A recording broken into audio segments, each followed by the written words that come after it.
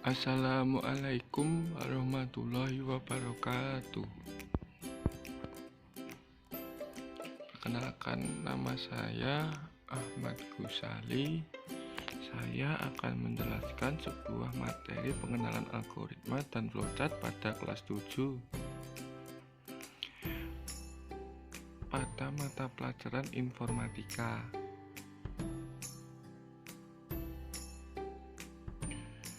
Sebelumnya, guru bertanya kepada muridnya, apakah pengertian dari flowchart dan algoritma itu? Dan kemudian ada salah satu siswi yang menjawab tidak tahu dari pengertian algoritma dan flowchart itu.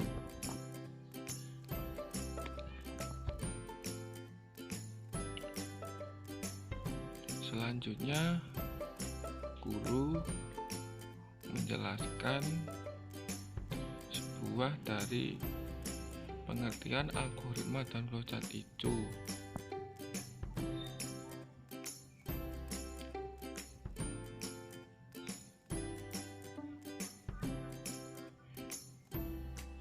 Yang pertama, guru menjelaskan pengertian algoritma. Algoritma merupakan urutan langkah-langkah logis penyelesaian masalah yang disusun secara sistematis dan logis.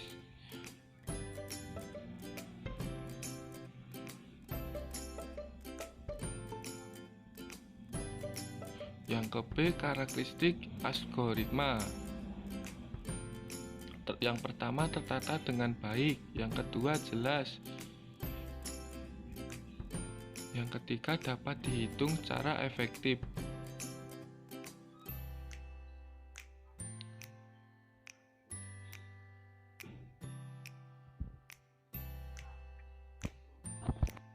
Dan kemudian yang ke-C, menjelaskan fungsi algoritma.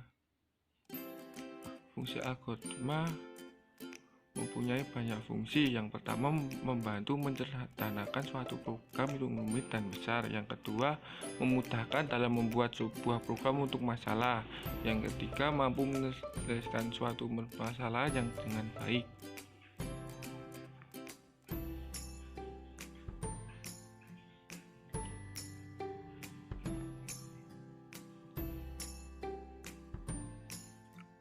Kemudian, algoritma mempunyai contoh-contoh dalam kehidupan sehari-hari yang sering kita lakukan, yaitu aktivitas makan.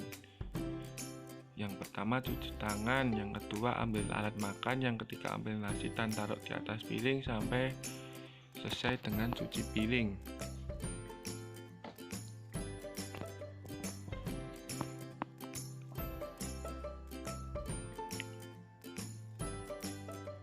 Sebelumnya menjelaskan dari algoritma, dan kemudian akan melanjutkan pengertian dari flowchart.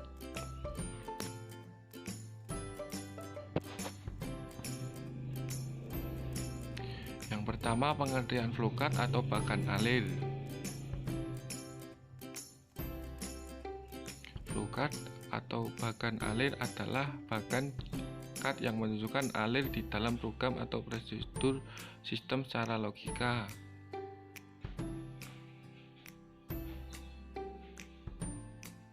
Poin B, macam-macam flowchart.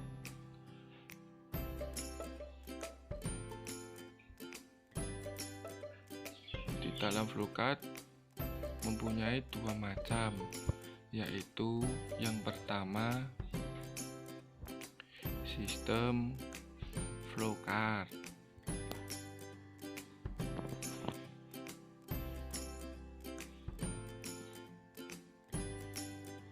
Dan yang kedua, program flowchart.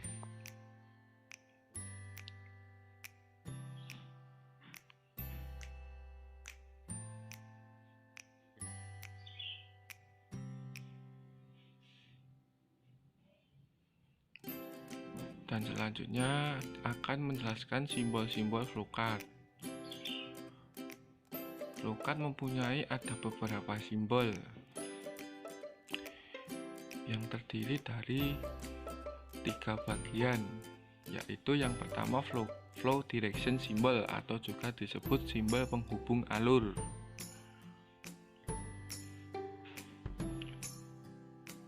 Yang pertama ini simbolnya, atau juga disebut simbol arus atau flow, yaitu menyatakan jalannya arus suatu proses.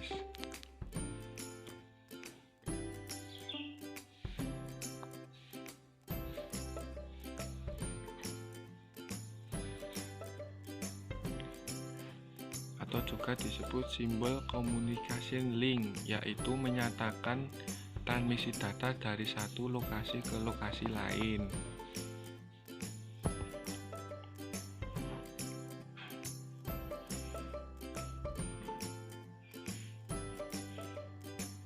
Simbol konektor berfungsi menyatakan sambungan dari proses ke proses lainnya dalam halaman yang sama.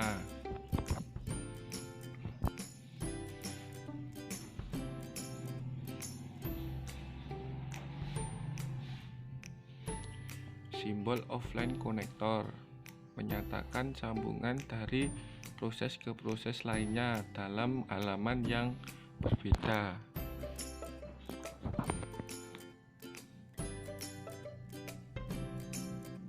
Yang kedua, processing symbol atau juga disebut simbol proses.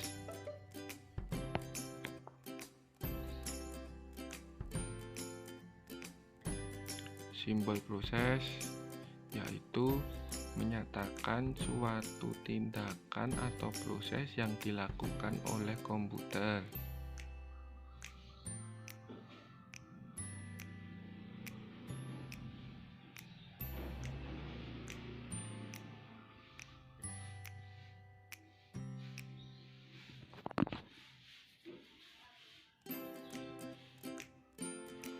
Simbol manual yaitu menyatakan suatu tindakan atau proses yang tidak dilakukan oleh komputer.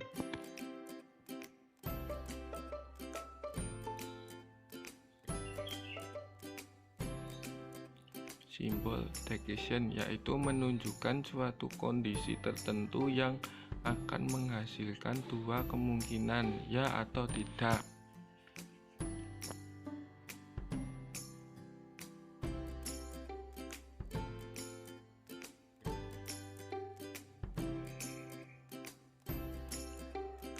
Simbol predefinite proses yaitu menyatakan penyediaan tempat penyimpanan suatu pengolahan untuk memberi harga awal.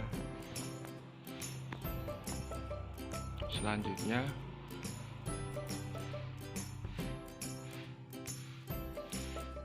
simbol terminal yaitu menyatakan permulaan atau akhir suatu program.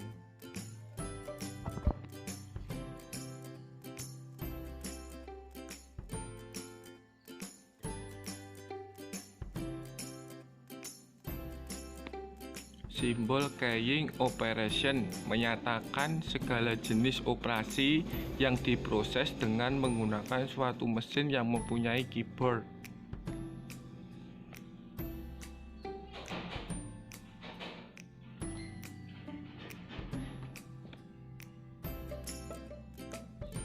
Simbol offline storage yaitu menunjukkan bahwa data dalam simbol ini akan atau disimpan ke suatu media tertentu.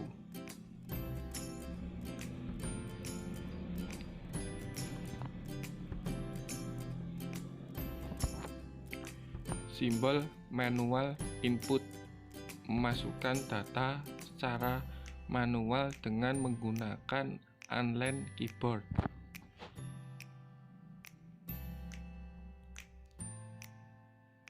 Yang ketiga, input-output system atau juga disebut simbol input-output.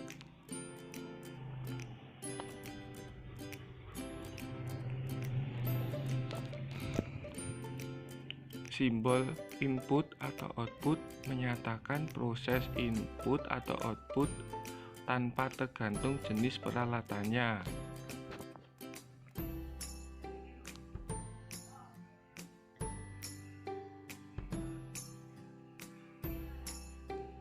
Simbol punch card menyatakan input berasal dari kartu atau output ditulis ke kartu.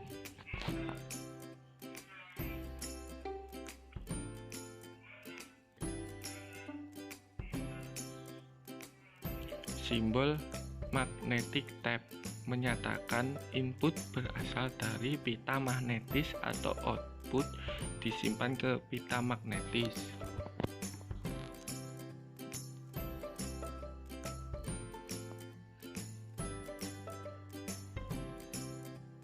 Simbol disk storage menyatakan input berasal dari disk atau output disimpan ke disk.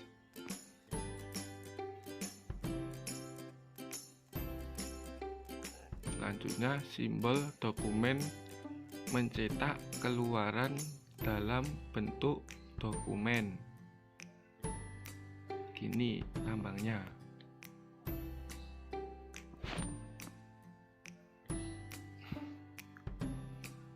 Dan ini simbol atau dari flowchart secara keseluruhan.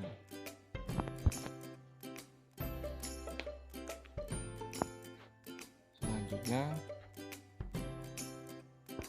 saya akan menjelaskan contoh algoritma dan flowchart dalam kehidupan sehari-hari. Di kehidupan sehari-hari tidak asing dengan langkah-langkah menelpon seseorang kawan melalui telepon umum yang menggunakan koin.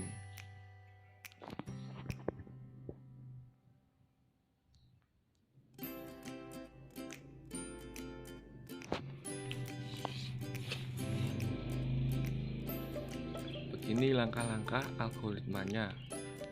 Yang persatu mencari telepon umumnya, yang kedua menyiapkan uang koin, yang ketiga menyiapkan nomor teman yang akan ditelepon, yang keempat angka gagang teleponnya sampai kembalikan gagang telepon ke tempatnya sampai langkah ke-14.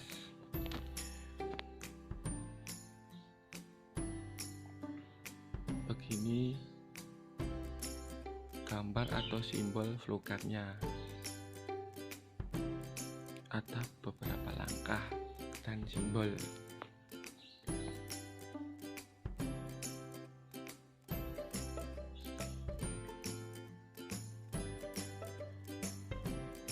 Selanjutnya saya akan menjelaskan sebuah apakah pemrograman visual sederhana.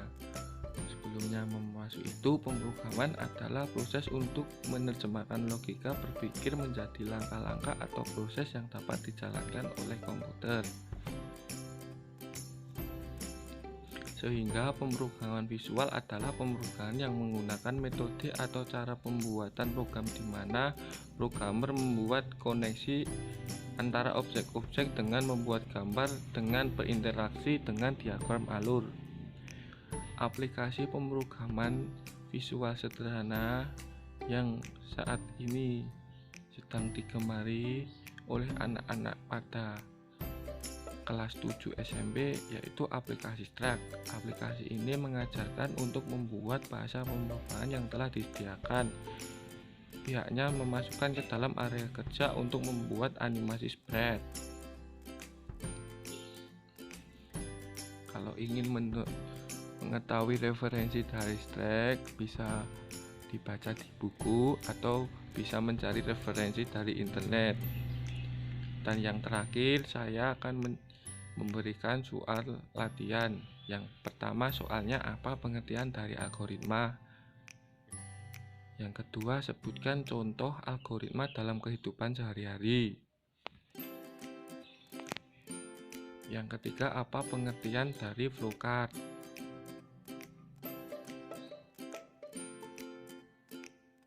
Yang keempat sebutkan macam-macam flowchart.